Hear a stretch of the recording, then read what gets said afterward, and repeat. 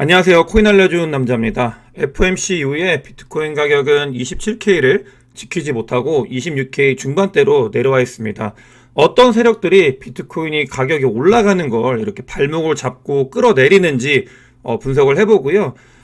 국세청에서 한국에 있는 코인 투자자들, 정확하게는 해외 가상자산을 얼마나 들고 있는지 신고하라고 했고, 그게 이제 수치로 나왔는데 30대 투자자들은 134억씩을 가지고 있다고 합니다. 이 내용 살펴보고요. 앞으로 한국이나 이런 코인 시장에 어떤 영향을 미칠지 이야기해 보겠습니다. 마지막으로 중국 정부가 비트코인을 본격적으로 채택할 수 있는 가능성이 있다. 이런 것들을 의견을 제기해서 어떤 내용인지 살펴보도록 하겠습니다.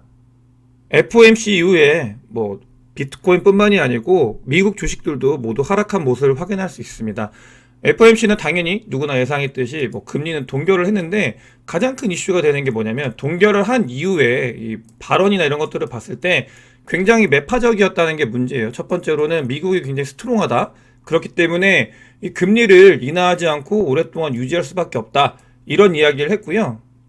실제로 점도표 같은 경우는 예전에는 많이 틀려가지고 인용을 많이 안 했었는데, 최근에는 앞으로 방향이 얼마나 매파적인지 아니면 비둘기적인지를 파악할 때 많이 써먹는데, 그 점도표가 그 추가 금리 인상이 한 번 있고 그 뒤에 인하를 할 거다, 이런 것들이 이제 분석이 되면서 시장에 악재로 작용을 해가지고 미국 주식뿐만이 아니고 비트코인이나 코인 시장에도 부정적으로 영향을 미쳤습니다. 중요한 거는 저는 이렇게 생각해요. 파월 연준 의장이 예전에 2020년도, 21년도 생각해보면은, 그러니까 인플레이션은 없다, 일시적인 거다라고 얘기를 해놓고 그 뒤에 인플레이션이 크게 왔잖아요.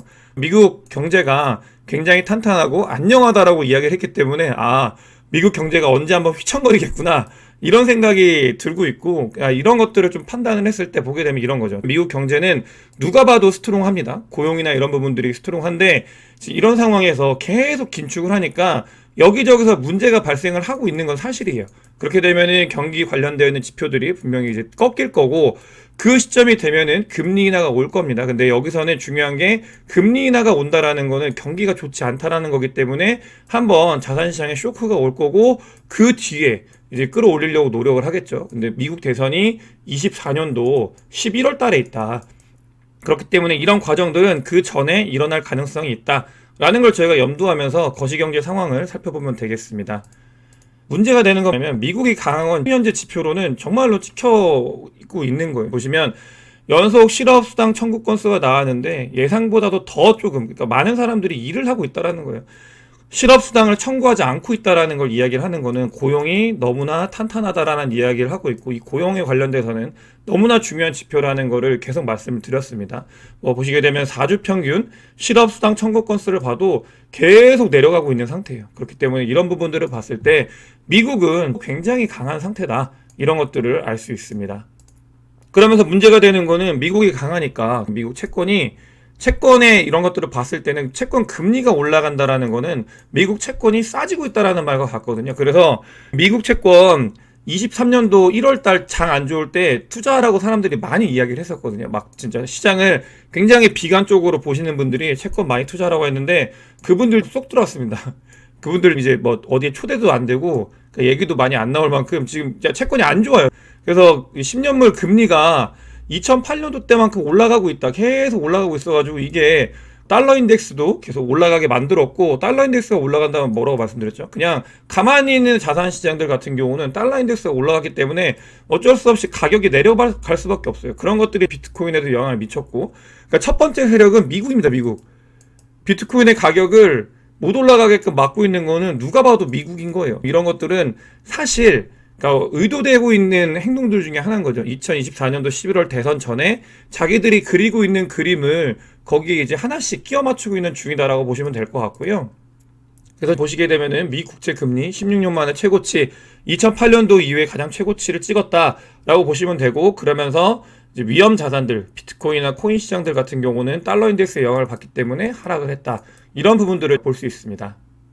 실제로 이제 금리 인상에 대해서 예상을 하는 걸 보게 되면은, 올해는 이제 쭉 동결을 가다가 내년 1Q 정도에 한 2번 정도 금리 인하를 하지 않을까, 이게 시장이 바라보고 있는 컨센 정도라고 보시면 되겠습니다.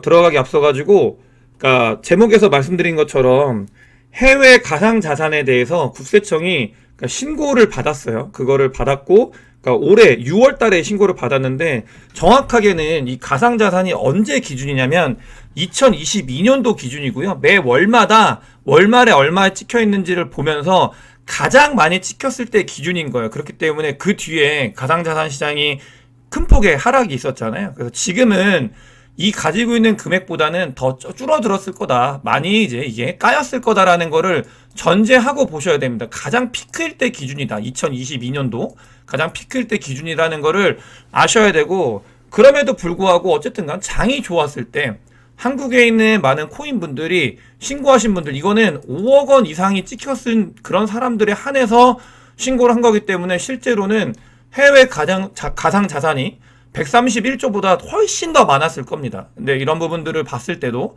보시게 되면 30대가 가장 커요. 30대가 546명이 신고를 했는데 신고 금액만 6조입니다. 6조. 이게 131조 원 중에 10조는 개인이고 120조는 법인이에요. 그래서 법인권은 이제 논외로 하고 개인이 10조를 신고를 했는데 거기에 이제 30대가 6조 7,500억.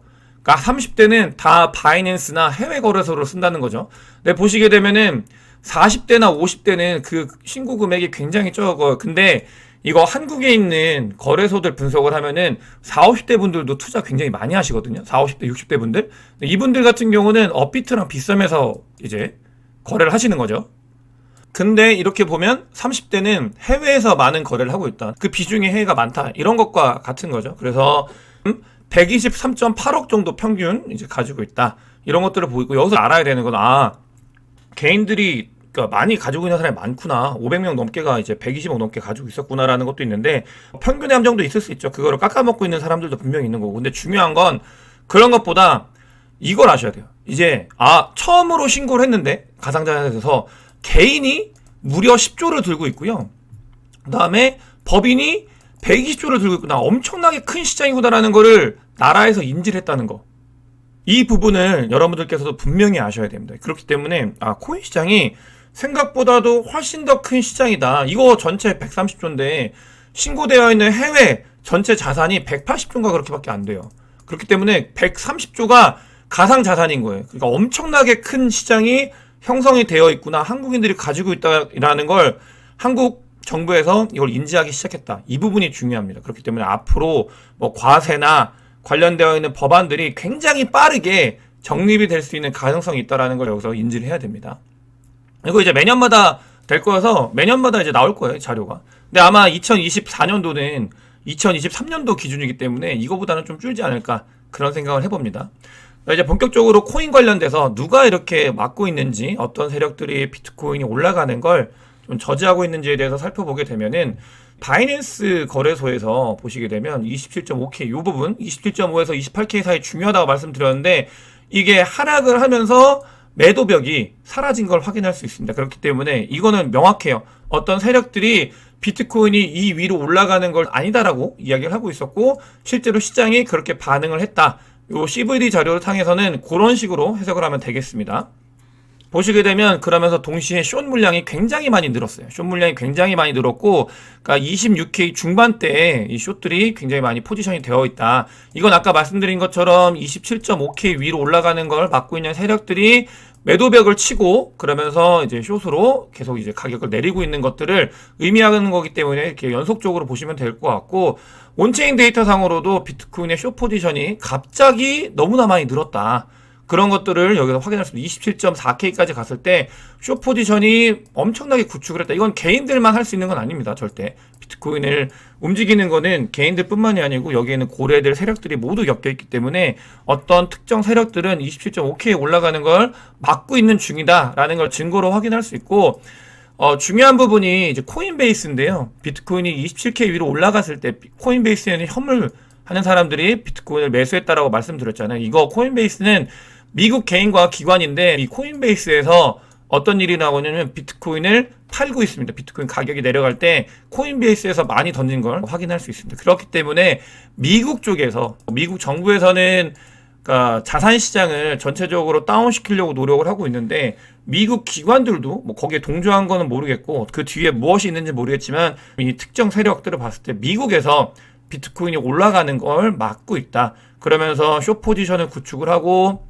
롱 포지션에 있었을 때는 매도벽을 현물을 막 더 씌워놨고 그러면서 동시에 비트코인 현물을 팔면서 가격을 다운시켰다라는 걸 확인할 수 있습니다. 그럼 고래들의 움직임은 어떤지 좀 살펴보면은 중요한 게 비트코인을 0개에서 100개 들고 있는 월렛들 어떻게 보면 큰 고래는 아니죠. 근데 일부 이제 그런 고래들이 가장 비트코인을 많이 축적을 하고 있는 상황이라고 보면 되겠습니다. 그만큼 비트코인은 이제 완전히 큰 고래 세력에서 조금씩 이제 분배가 되고 있는 상태다.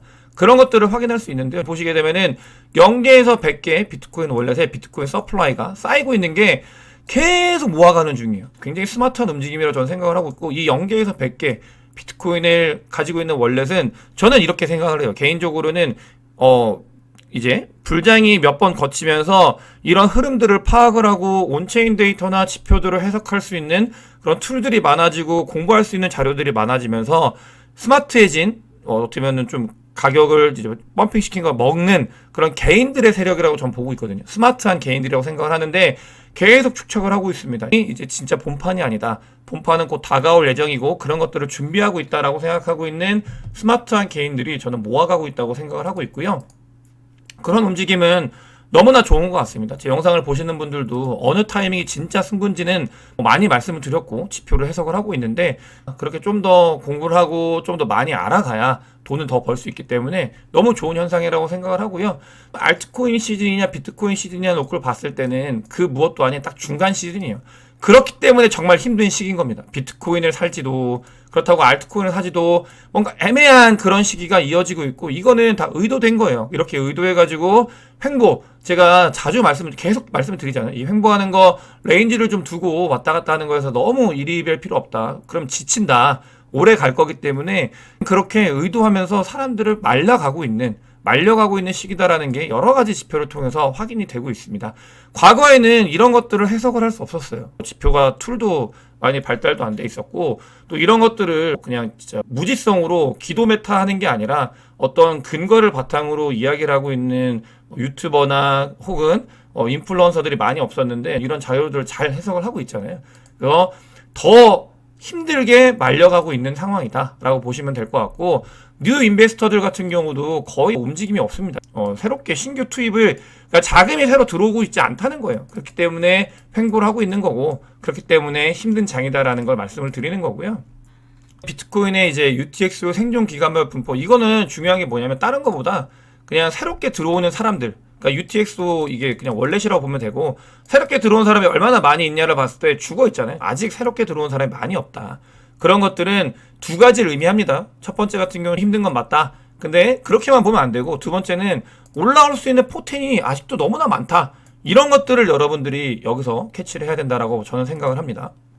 그래서 어떤 자리인지 이런 차트나 이런 것들을 봤을 때 저는 개인적으로 2013년도에서 2015년도 요 흐름으로 많이 가고 있다라고 생각을 하고 있고요. 실제로 하락을 했을 때 그러니까 가장 장기 오랫동안 하락을 했는데 2021년도에서 2023년도가 이제 203일 동안 하락을 해서 그 다음으로 많이 하락을 했잖아요. 근데 이때 뭐였냐면 이 불장 때 엄청나게 많이 상승을 했어요. 기를 많이 모아가지고 그래서 저는 메가 불장에 대해서 기대를 하고 있는데 단순히 그냥 차분한 비슷해서 이때라고 생각을 하는 게 아니고요. 이때 무슨 일이 있었냐면 2014년도에 마운트 곡스가 터졌어요. 마운트 곡스가 터지면서 그러면서 전체적인 시장 자체가 이제 망했다라는 컨셉으로 쫙 빠졌거든요. 오랫동안. 근데 2022년도에 무슨 일이 있었죠? FTX가 터졌죠. 거래소가. 굉장히 큰 거래소가. 그러면서 투심 자체가 완전히 죽었었잖아요. 저는 이런 것들이 그러니까 같은 의미로 얘기를 하고 있다고 생각을 해요. 단순히 뭐 차트를 보고 그렇기 때문에 비슷하다 이렇게 말씀을 드리는 게 아니고 저는 너무나 오랜 시간 동안 여기에 있었기 때문에 근거를 가지고 여러분들과 소통을 하고 있다라고 보시면 되겠습니다. 마운트 곡스 이야기가 나와서 말씀을 드리면 원래 2023년도에 그러니까 마운트 곡스 분배가 일어나야 되는데 그 채권자가 이제 그거를 2024년도 1년만 연기하자라고 얘기해가지고 1년 뒤에 분배가 된다고 합니다. 뭔가 의미 있다고 생각해요. 이런 것들이 다 겹쳐가고 있고 패러다임 공동창업자 굉장히 큰 크립토 VC인데 암호화폐 업계는 막 구축 시작한 새로운 행성이다 이런 이야기를 해요. 이게 무슨 얘기냐면 아직 잠재력이 무궁무진하다. 패러다임 같은 경우는 투자도 잘하고 있고 좋은 곳이긴 한데 당연하죠. 얘네들은 투자하면 돈 버니까 얼마나 좋겠어요. 네, 이런 것들 저는 개인적으로 뭐 VC의 입장이 아니라 실제로 여기서 다른 기업 기관들이나 뭘 이길 수 있는 거의 마지막 기회에 있는 투자처라고 생각을 하고 있고 그렇기 때문에 이런 부분들에 동의해가지고 이 자료를 가지고 왔습니다. 아서이스는 약간 이번 컨셉은 명확해요. 기관과 정부에 관련돼 가지고 이게 인볼브돼서 비트코인 가격을 끌어올릴 거다라는 명확한 컨셉을 가지고 있는데 얘는 이번에 중국 정부가 중국 위안화가 계속 이제 절하가 되니까 그걸 이제 해칭하는 수단으로 비트코인을 살 거다라고 이야기를 하고 있습니다. 근데 되게 많은 사람들이 동의를 했고요. 그런 부분들은 앞으로 어떻게 될지에 대해서 좀 지켜봐야 될 텐데 그러니까 아서이스 얘는 그러니까 저번에 토큰 2049에서 직접 만났는데 하는 게 대부분 다 이제 거시경제 상황을 보면서 비트코인에 그걸 연관을 많이 시키는데 굉장히 재밌어요.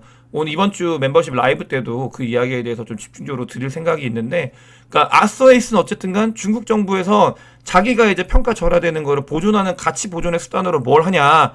그래서 미국채도 팔고 있잖아요. 그래서 그거를 비트코인으로 가져갈 가능성이 있다. 이런 의견을 제시했습니다. 그렇게 되면 너무 좋은 일이죠. 그러면 국가가 채택을 하는 거고, 저는 다음번 불장에 이제 이번 불장이 아니고 다음번 불장에는 국가가 좀 더 큰 영향을 미칠 거라고 생각을 하고 있는데 그런 움직임들이 하나씩 보이고 있다. 긍정적으로 저는 생각을 하고 있습니다. 오늘 영상이 도움이 되셨으면 제 멤버십도 한번 고민해 보시고 구독과 좋아요 많은 공유 부탁드리겠습니다. 영상 봐주셔서 대단히 감사합니다.